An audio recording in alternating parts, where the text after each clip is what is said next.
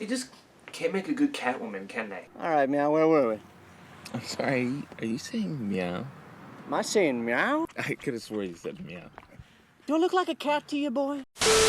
I mean, when it comes to her being in Batman movies, we've had a pretty good stretch. Michelle Pfeiffer, excellent Catwoman, Anne Hathaway, actually pretty surprised me. And with Zoe Kravitz coming up, I feel like there's some level of she knows the character and will play it very well just from watching the previews. But when she got a full-length feature film, Catwoman that being in 2004 with Halle Berry as a star, it just seemed to go way too out of left field and is known as one of the worst superhero movies ever. And since then, there really hasn't been a whole lot of Catwoman to be seen. I mean, again, like I said, other than in The Dark Knight Rises and this upcoming Batman movie, they really haven't shown the character a lot. And I think, too, this movie that we're going to be talking about is like her first animated movie that she's like gotten like standalone by herself. And it's interesting, this movie Catwoman Hunted, because it's like an anime-induced trip, I guess. Like, if you're a fan of anime, you're definitely going to be appreciative of the art style. And don't get me wrong, again, I think the animation was nicely done. A lot of animes definitely do have very great animation. But there was just something about it where it was just weird. Like, it wasn't bad like the Injustice movie where I just flat out hated it for reasons.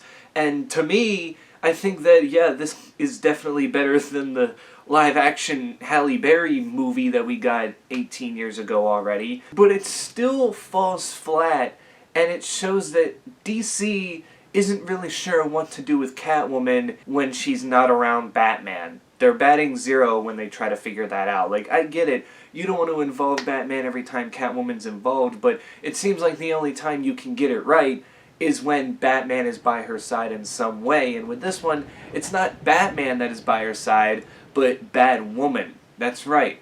Batwoman is present in this as well. How does it really start off, though? What's the plot about? The plot is very complicated because the whole premise wraps around Catwoman trying to steal this cat emerald at this costume party that, like, the villains, or not even the villains, but I think her name is Minerva, is having, and Catwoman finds out, so she goes to the party dressed as herself, but in like a more like, it looks like I bought this costume from a Halloween party type of way to kind of blend in a little bit more. And it's weird because she ends up stealing the emerald and getting caught in like this 10-minute car chase. Like, it literally goes on for so long, she gets injured, and that's when she runs into Batwoman, and then you realize, okay, the bad guy's got the emerald back, so that shouldn't really be the plot, but they want to still kill Catwoman because she did technically steal the emerald, even though they got it back. Like, that's when it gets a little like, okay, so what's the point? Is it because she's gonna keep coming back? Like, at that point, I get it. But it also kind of teases that maybe Black Mask is going to be the main villain and kind of do like they did in Birds of Prey where he's like the main guy, but no. So what I meant there was it kind of started out like they were taking the plot from Birds of Prey and recycling it into this Catwoman movie. You know how Cassandra Cain pickpockets Zaz of the Diamond, and Harley Quinn, because Black Mask is trying to kill her, says, hey, I'll help you get your diamond back, and then we can call it even. You don't have to kill me. With this, even though it wasn't like, oh, yeah, someone got pickpocketed and someone stole Black Mask's diamond, it was more like, oh, so there's an emerald that got stolen and Black Mask is involved. It just seemed like it was leaning toward that. However, it didn't. It leaned more toward something else that I mention later. He ends up joining Leviathan, which is basically this group that kind of, traffics young women to become assassins later down the line, which, if that sounds familiar, it has a lot to do with the plot of the Black Widow movie, which, if you're wondering how I saw it, because I said in a recent video that I haven't seen it, when I was on my flight to Seattle, one of the in-flight movies that I watched was Black Widow, and I gotta say, was surprised. It was good. I enjoyed it.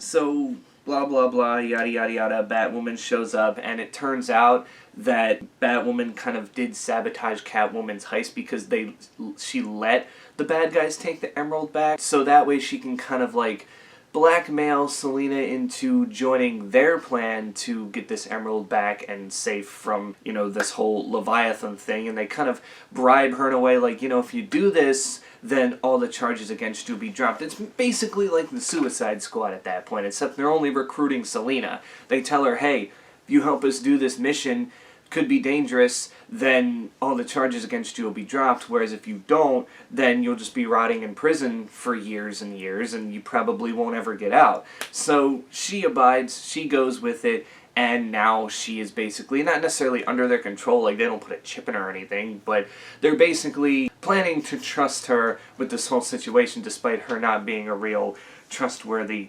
person. And of course we meet Alfred's daughter Julia, who right now is one of the head police commissioners, I think, if I got that right. During this time, they come up with this plan, and Black Mass, like I said, ends up joining Leviathan, so he's now trying to help them, as there is now a hit out on Catwoman, because again, they want to get rid of her because she's going to keep trying to steal this emerald until she gets it for good, gets it for herself. Then we get to this scene where, I guess, Catwoman is trying to seduce Batwoman for something. You're trying to figure it out at first because you're like, wait a minute, what is going on here? Catwoman said she just needed to take a bath and now she's all up on Batwoman, and it just became very awkward. But come to find out, she did it so she can get close to steal her bat phone and call somebody, and they never really mention who she's calling. It's just kind of, like, oh yeah, I'm doing this mission and then I'll be back as soon as I can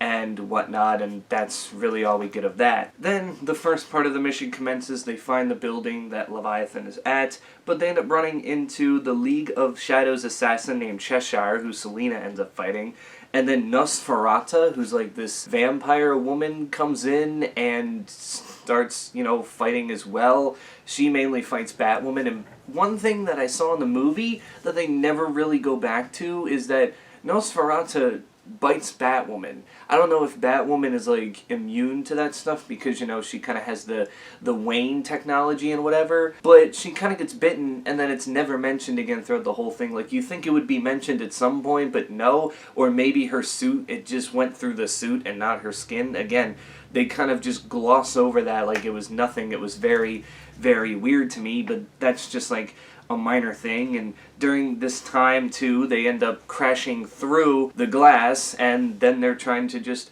fight everybody that's trying to kill Selina. Now Batwoman is on the hit list too, because they're just like, you know what, kill them both, whatever. And during this time they're struggling, they're waiting for the police force to get there. We find out that Catwoman has knife boots because she's fighting Mr. Muscle Man. No, it's not Bane. I couldn't really catch his name, so he's just Mr. Blonde Muscle Man. And the way she ends up escaping his grasp is just by taking her knife boots and just, boom, ramming them into her feet. And you want to know how she defeats him? She punches him in the nuts. Yeah, just goes to show you that no matter how big and tough a man might be, if you want to get him down, then you do it the dirty way by just going for the nuts. I still found it a little ridiculous though that that's how she defeated that guy, but is what it is. It is an anime, and animes tend to get a little unusual with some things as to how they do things. And just when they thought they won, the police force came in, everything's going good, and Selina gets all of her charges dropped.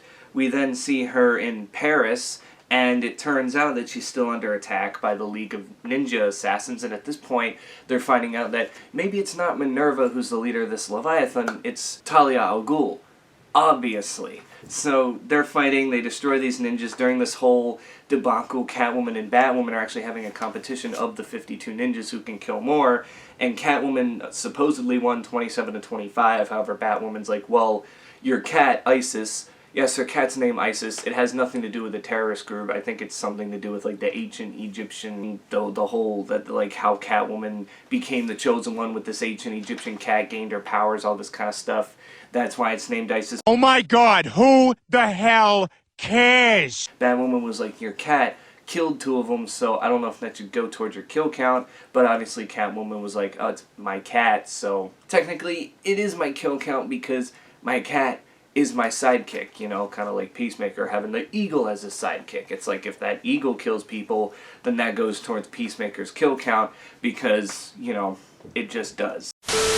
Then when they thought they were done, they were walking away, Minerva ends up just airdropping Solomon Grundy. It was a surprise to see him, and he just kept repeating the phrase. It was like, Solomon Grundy, Monday was born, Tuesday this, Wednesday married, and blah blah blah, and by Saturday he died. And the whole thing with Solomon Grundy is he never really dies for good. He like comes back and gets resurrected on a Monday. So Selina Kyle, even though they asked her not to kill anybody, she's like, technically, since you won't, you know, die forever, you'll be back later, I'm gonna break that rule. And you know what they do? Another Looney Tunes reference. Yes, I mentioned it in Batman Harley Quinn. The way that movie ends is when Harley Quinn says, hey, well, we can defeat Plantmaster with this match here, to which she goes, or Batman and Nightwing kiss her on the cheek, and she says, aw shucks, and then it ends with the little, you know, circle going to black with the Looney Tunes music in there. And apparently DC thought, hey, that's funny, let's try something like that again, except this time they do the whole, oh, it's the big stick of dynamite, just stick it in his mouth, and boom, he explodes, and she, you know, even makes a that's all folks joke.